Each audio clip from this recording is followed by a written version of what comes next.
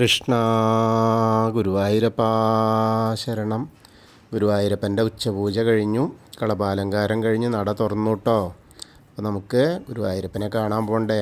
ആ ചതുർബാഹുവായ വിഗ്രഹത്തിൽ ഏത് രൂപത്തിലാണ് ഭഗവാൻ നമ്മളെ കാത്തിരിക്കണത് നോക്കാനായിട്ട് പോവാം. അങ്ങനെ പോകുമ്പോൾ കിഴക്കേ നടയിലുള്ള മഞ്ജുളാലിൻ്റെ അവിടെ വന്നിട്ട് ആലിനെ ഒന്ന് പ്രദക്ഷിണം വയ്ക്കാം. മഞ്ജുള വാരസ്യാരെയൊക്കെ ഒന്ന് സ്മരിക്കാം. അത് കഴിഞ്ഞ് അങ്ങനെ വരാം. അങ്ങനെ വരുമ്പോൾ നേരെ ആ ഗരുഡ ശില്പമൊക്കെ കാണാം. അത് കഴിഞ്ഞ് മേൽപ്പത്തൂർ ഓഡിറ്റോറിയത്തിൻ്റെ ആ പുറകിലുള്ള അത്തിമര ഗണപതിനെ ഒന്ന് കണ്ടു തൊഴാം. അങ്ങനെ കണ്ടു തൊഴുത് ഗോപുരവാതിൽ കടന്ന് അകത്തേക്ക് പോവാം. ഇന്നിപ്പോൾ ഞായറാഴ്ചയാണ്, അത്യാവശ്യം നല്ല തിരക്കാണ്. മഴയൊന്നുമില്ല, മഴയൊക്കെ ഒന്ന് വിട്ട് നിൽക്കുന്ന സമയമാകൊണ്ട് അത്യാവശ്യം നല്ല തിരക്ക് തന്നെയാണ്. എന്നാലും നമുക്ക് തൊഴാനായിട്ട് പോവാം. അങ്ങനെ ആ വാതിൽപ്പടി കയറുമ്പോൾ അകത്തേക്ക് ഇങ്ങനെ നോക്കുക. അങ്ങനെ ആ ഇടതേ സൈഡിലുള്ള മേൽപ്പത്തൂരിൻ്റെ ആ പീഠം കാണാം. ആ പീഠത്തിലേക്കൊന്ന് നോക്കിയിട്ട് തൊഴാം, അദ്ദേഹത്തെ ഒന്ന് സ്മരിക്കാം. അതേപോലെ വലതേ സൈഡിലുള്ള ആ തൂണിലുള്ള നരസിംഹാവതാരം കാണിച്ചു കൊടുത്ത തൂണൊന്ന് നോക്കി തൊഴാം. പിന്നെ നമ്മളിങ്ങനെ ഭഗവാന്റെ ശ്രീലകത്തേക്ക് ഇങ്ങനെ നോക്കുകയാണ്. ശ്രീലകത്തേക്ക് നോക്കുമ്പോൾ കാണാൻ എന്താ ഒരു രസം എന്നറിയോ? ചമ്രം പടിഞ്ഞിങ്ങനെ ഇരിക്കുക ആൾ, ചെറിയൊരു ഉണ്ണിക്കണ്ണൻ. അങ്ങനെ ഇന്നലെ താമരനായിരുന്നു, ഇന്നിപ്പോൾ ചമ്രം പടിഞ്ഞിരിക്കുകയാണ്. അല്ല, ചമ്രം പടിഞ്ഞിരിക്കുന്ന പൊന്നുണ്ണിക്കണ്ണനാണ്. നല്ല രസമാണ്. വലത്തെ കയ്യിൽ വെണ്ണയുണ്ട്, ഇടത്തെ കയ്യിൽ വെണ്ണ ഇങ്ങനെ കുടം വെണ്ണച്ചെമ്പ് ഇങ്ങനെ പിടിച്ചെണ്ണ, അതങ്ങനെ പിടിച്ച് എന്താ പറയുക, നെഞ്ചോട് ചേർത്ത് ഇങ്ങനെ പിടിക്കണ മാതിരി, അത് ഇനി ആർക്കും തരില്ല എന്നൊക്കെ പറഞ്ഞിട്ട് പിടിക്കണ മാതിരിയൊക്കെയാണ് പിടിച്ചെണ്ണ. കയ്യിൽ നിറയുണ്ട് വെണ്ണ, അത് നിറയെ കഴിക്കുന്നതാണ്. വായയിലൊക്കെ ഉണ്ട്. അപ്പോൾ ഇങ്ങനെ കഴിച്ചിങ്ങനെ ഇരിക്കുകയാണ്. നന്നായിട്ടുള്ളൊരു കാഴ്ചയാണ് കേട്ടോ.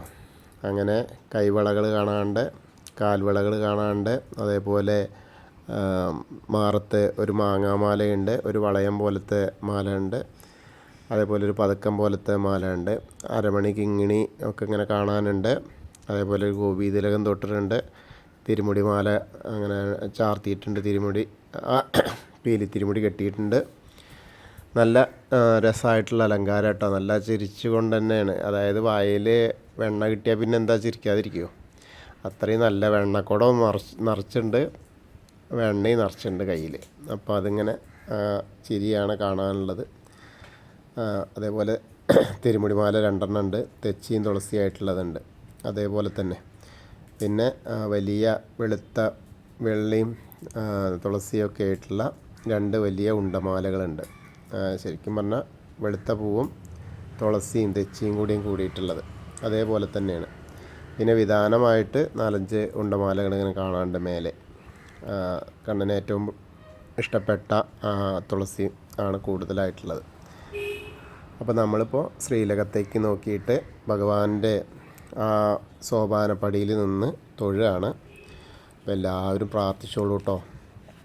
അങ്ങനെ പ്രാർത്ഥിക്കുകയാണ്, പ്രാർത്ഥിച്ച് തൊഴുതോളൂ. അപ്പോൾ നമ്മൾ ഇന്നലെ പറഞ്ഞ പോലെ തന്നെ ഇന്നിപ്പോൾ കുറച്ച് ആൾക്കാർ കൂടുതൽ പറഞ്ഞിട്ടുണ്ട്. അവർക്കും വേണ്ടിയിട്ട് പ്രാർത്ഥിക്കാം, നമുക്ക് എല്ലാവർക്കും കൂടി പ്രാർത്ഥിക്കാം കേട്ടോ. അതിൽ പേര് ഞാൻ പറയാം. ഓമന രവീന്ദ്രൻ, അവരുടെ മകൻ ദേവർഷ് കാർത്തിക, വൈകല്യം മാറണം, തനിയെ നടക്കാനും സംസാരിക്കാനും ഒക്കെ കഴിയണം എന്നാണ്. അപ്പോൾ അവർക്ക് വേണ്ടിയിട്ടും നമുക്ക് പ്രാർത്ഥിക്കാം. പിന്നെ ഉഷാജിയുടെ മകളുടെ ആക്സിഡൻറ്റ് ക്ലെയിം പെട്ടെന്ന് കിട്ടാൻ വേണ്ടിയിട്ടാണ്. പിന്നെ മണിമോഹൻജിയുടെ മകൻ വിഷ്ണുവിൻ്റെ കല്യാണം നടക്കാൻ വേണ്ടിയിട്ടാണ്. പിന്നെ രാജി അന്തർജനത്തിൻ്റെ കൊച്ചു മകൻ സാരംഗ് സുബ്രഹ്മണ്യന് അസുഖങ്ങൾ മാറണം, സന്ധ്യമോളുടെ അസുഖം മാറണം. പിന്നീടുള്ളത് മിനിമോളിന് ഭർത്താവിൻ്റെ മദ്യപാനം മാറിക്കിട്ടണം. പിന്നെ ദീപാരഘു, അവരുടെ അഭിജിത്ത് മകൈരം, ശ്രീജിത്ത് പൂയം, പരീക്ഷാ വിജയമൊക്കെയാണ് അവർ പ്രാർത്ഥിച്ചിട്ടുള്ളത്.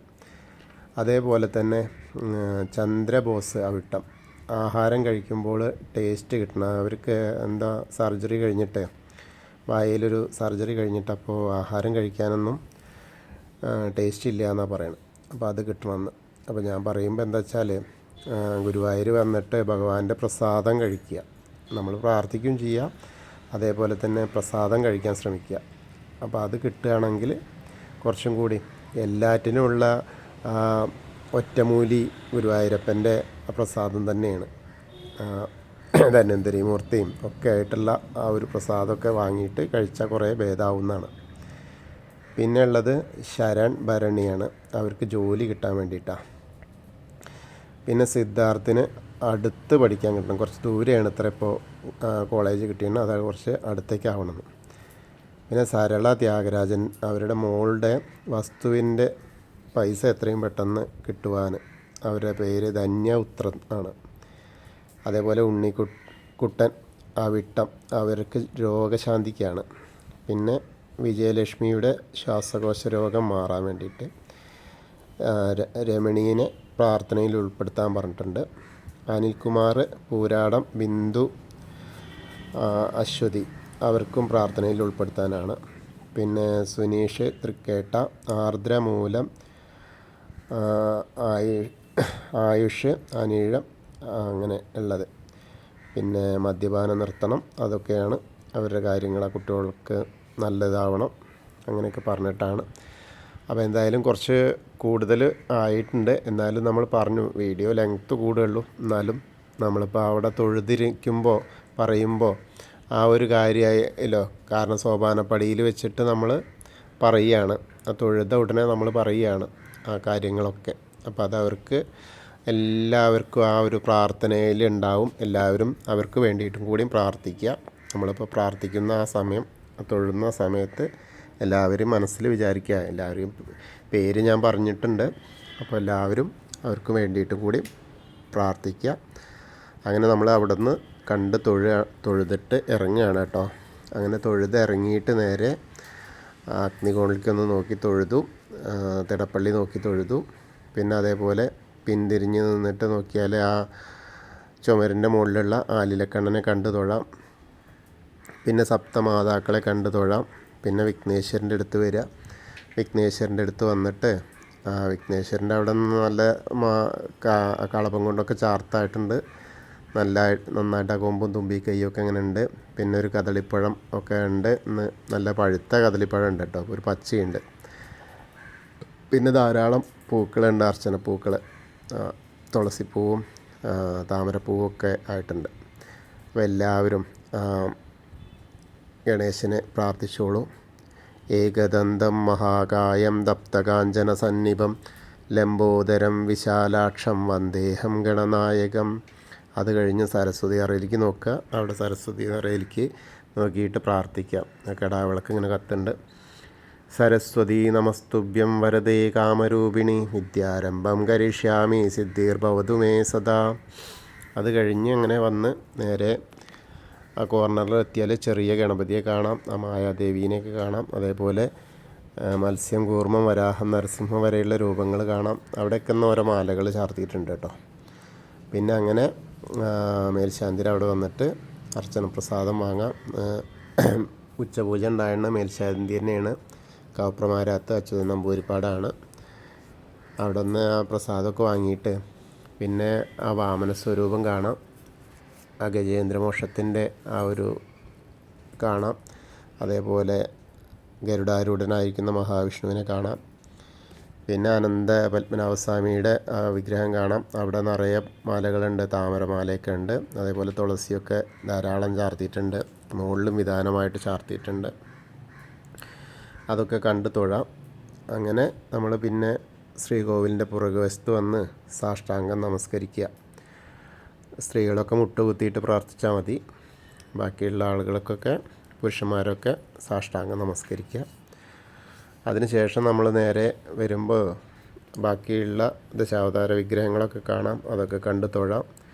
അങ്ങനെ കണ്ണനെ കാണാം, മുരുകനെ കാണാം. മുരുകൻ്റെ അവിടെ ഭസ്മാഭിഷേകമായിട്ടുണ്ട്, ഒരു മാലയൊക്കെ ചാർത്തിയിട്ടുണ്ട്.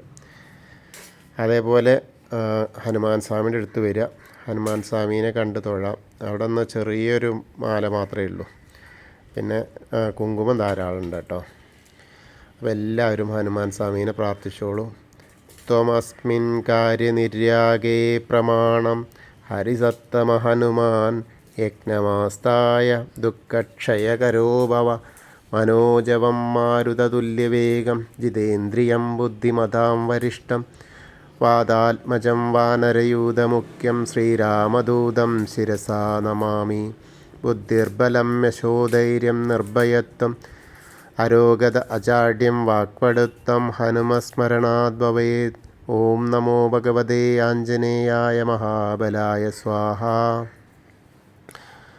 ഹനുമാൻ സ്വാമിയെ കണ്ടു പ്രാർത്ഥിച്ചു. അത് കഴിഞ്ഞാൽ രാധാകൃഷ്ണ വിഗ്രഹവും അതേപോലെ കാളിയമർദ്ദന വിഗ്രഹമൊക്കെ കാണാം. അതൊക്കെ കണ്ട് നേരെ ഓവിൻ്റെ അവിടെ വന്ന് പ്രാർത്ഥിക്കാം. പിന്നീട് ഓവിൻ്റെ അവിടെ നിന്ന് പടിഞ്ഞാട്ട് ഇങ്ങോട്ട് മാറിയിട്ട് ആ ചുമരിലേക്ക് നോക്കിയാൽ നമ്മുടെ കൽപ്പകവൃക്ഷത്തിൻ്റെ ചുവട്ടിലിരിക്കുന്ന താമരക്കണ്ണനെ കണ്ട് തൊഴാം. അത് കഴിഞ്ഞാൽ കിഴക്കേ ഭാഗത്തേക്ക് ഇങ്ങനെ വരുമ്പോൾ ഗ്രില്ല് കാണാം. ഗ്രില്ലിൻ്റെ അപ്പുറത്തുള്ള മണിക്കിണർ നോക്കി തൊഴാം. ആ നൃത്ത അറയിൽ കിടാവിളക്ക് കത്തിരിക്കുന്നുണ്ട്. അവിടേക്ക് നോക്കിയിട്ട് നമ്മുടെ പൊന്നുണ്ണി നൃത്തം ചെയ്യുന്നതായിട്ട് സങ്കല്പിച്ച് അവിടെ തൊഴാം. അങ്ങനെ അത് കഴിഞ്ഞാൽ നമ്മൾ നേരെ കുറൂരമ്മേനെയും നാരദരെയും വസുദേവരെയൊക്കെ ആ പൊന്നുണ്ണീനെ എടുത്ത് പോരുന്ന അനന്തം കുട പിടിച്ച് പോരുന്ന ആ കാഴ്ചയൊക്കെ കണ്ട് വടക്കേ നടയിലൂടെ പുറത്തേക്ക് വരാം. അങ്ങനെ വന്ന് പ്രസാദ കൗണ്ടറിൽ നിന്ന് ചന്ദനം തീർത്ഥമൊക്കെ വാങ്ങി എടത്തരികത്ത് കാവിലെ ഭഗവതിയെ കാണാനായിട്ട് പോവാം. ഭഗവതിയുടെ അവിടെ വന്നിട്ട് ഭഗവതിയെ കാണാൻ നല്ല തിരക്കുണ്ട്. അവിടെ വന്നിട്ട് ഇങ്ങനെ പതുക്കെ അത് കൂടെ ഇങ്ങനെ പോയി ആ ഭഗവതിയെ കാണാം. നന്നായിട്ട് മുഖമൊക്കെ ഇങ്ങനെ കളപം കൊണ്ട് ചാർത്ത് വരുന്നു. നല്ല ഒരു ചുവന്ന വട്ട പൊട്ട് വെച്ചിട്ടുണ്ട്. പിന്നെ ഒരു കാശിമാല പോലത്തെ മാല ഉണ്ട് സ്വർണത്തിൻ്റെ. അതേപോലത്തെ വലിയ മാല വേറെയുണ്ട്. പിന്നെ ധാരാളം പൂക്കളുണ്ട്. ചുവന്ന പട്ടന്നെ എടുത്തിട്ടുള്ളത്. അതിങ്ങനെ കാണാനുണ്ടെന്ന് തന്നെ ഉള്ളൂ. കാരണം എന്താ വെച്ചാൽ നിറയെ അർച്ചന പൂക്കളാണ്. അപ്പോൾ അമ്മയെ കണ്ട് പ്രാർത്ഥിക്കുക നമുക്ക്. സർവമംഗളമംഗല്യേ ശിവേ സർവാർത്ഥ സാധികേ ശരണ്യേ ത്രയംബകേ ഗൗരി നാരായണി നമോസ്തുതേ. അത് കഴിഞ്ഞ് നമ്മൾ കോർണറിലെത്തിയാൽ തിരിഞ്ഞ് നിന്നിട്ട് മമ്മിയൂരപ്പനെ നോക്കുക. മമ്മിയൂരപ്പനെ പ്രാർത്ഥിക്കുക. നമശിവായ നമശിവായ നമശിവായ എന്നുള്ള പഞ്ചാക്ഷരി മന്ത്രം ചൊല്ലുക. മമ്മിയൂരപ്പനെ പ്രാർത്ഥിക്കുക. അങ്ങനെ അത് കഴിഞ്ഞ് അവിടുന്ന് വരുമ്പോൾ ദീപസ്തംഭത്തിൻ്റെ അവിടെ വന്നിട്ട് കൊടിമരത്തിൻ്റെ അവിടെ വരിക. കൊടിമരത്തിൻ്റെ അവിടെ വന്നിട്ട് നമ്മൾ ശ്രീലകത്തേക്ക് ഭഗവാന്റെ ശ്രീലകത്തേക്ക് ഒന്നുകൂടി നോക്കുമ്പോൾ നമ്മുടെ ആ ചമറം പടിഞ്ഞിരിക്കുന്ന ആ വെണ്ണക്കണ്ണനെ ഒന്നുകൂടി കാണാം. അപ്പോൾ അത് കണ്ടിട്ട് പ്രാർത്ഥിക്കാം, നമസ്കരിക്കാം. പിന്നെ അങ്ങനെ നമ്മൾ കൂത്തമ്പലത്തിൻ്റെ അവിടെ വരുമ്പോൾ കിടാവിളക്ക് കാണാം. അവിടെയും വന്ന് തൊഴാം. അതേപോലെ തന്നെ അയ്യപ്പസ്വാമിയുടെ അടുത്തേക്ക് വരിക. അയ്യപ്പസ്വാമിയുടെ അവിടെ ഇതാ വെളുത്ത പട്ട് മുണ്ട് പാവുമുണ്ടൊക്കെ എടുത്തിട്ടാണ് അവിടെ ഇങ്ങനെ ചന്ദനം കൊണ്ട് ചാർത്തും വരുന്നേ ഉള്ളൂ. അപ്പോൾ എല്ലാവരും അയ്യപ്പസ്വാമീനെയും പ്രാർത്ഥിച്ചോളൂ. ഭൂതനാഥ സദാനന്ദ സർവഭൂതദയാപര രക്ഷ രക്ഷ മഹാബാഹു ശാസ്തേ സ്തുഭ്യം നമോ നമ. അങ്ങനെ അത് കണ്ട് അവിടെ നിന്ന് പ്രദക്ഷിണം ചെയ്ത് പടിഞ്ഞാറേ നടയിൽ വന്ന് ആ ദീപസ്തംഭത്തിൻ്റെ മുകളിലുള്ള വേണുഗോപാലിനെ ഒന്ന് നോക്കി തൊഴാം. പിന്നെ കൊടിമരത്തിൻ്റെ മുകളിലുള്ള ഗരുഡധ്വജനെയും കണ്ട് നമ്മൾ പടിഞ്ഞാറേ നടയിലൂടെ പുറത്തേക്ക് ഇറങ്ങി ആ രുദ്രതീർത്ഥത്തെ ഒന്ന് പ്രദക്ഷിണം ചെയ്യാനായിട്ട് ശ്രമിക്കാം. അങ്ങനെ വരുമ്പോൾ